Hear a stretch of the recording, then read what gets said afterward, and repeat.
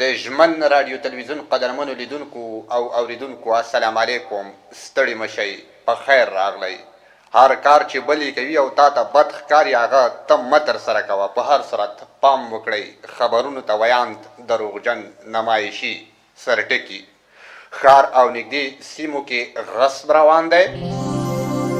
ځینې ادارې فوق العاده رشوت اخلي او زراعت ریاست د دې وروسته کروندګرو ته په وخت اصلاح شوي تخمونه ورکوي. بشپړ خبرونه. ښار او همدا شان په نږدې سیمو کې غصب روان دی او په ډاډه زړه د ماسټر پلان او نقشې خلاف کارونه ترسره کیږي.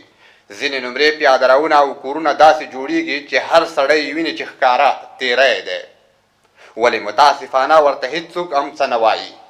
یا پیسهدار دي یا زورواکي او یا ټکی ټکی ټکی. په هر صورت په داسې حال کې چې کمزوري خلک بیا د مسؤلو کسانو څخه په ډاډه زړه کاډې هم په پیادهروونو کې نشي جوړولی.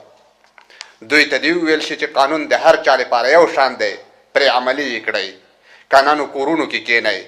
بل دا چې ځینې ادارې فوقالعاده رشوت اخلي او په ډاډه زړه یې نوشیجان کوي.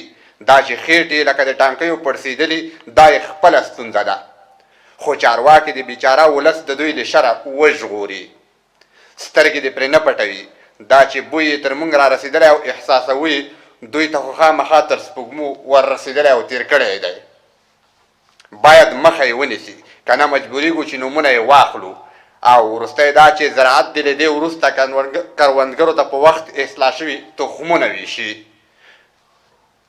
په دې کې د له خورد او برد نه تېر شي، له بازاره یې هر څوک رانیولی شي.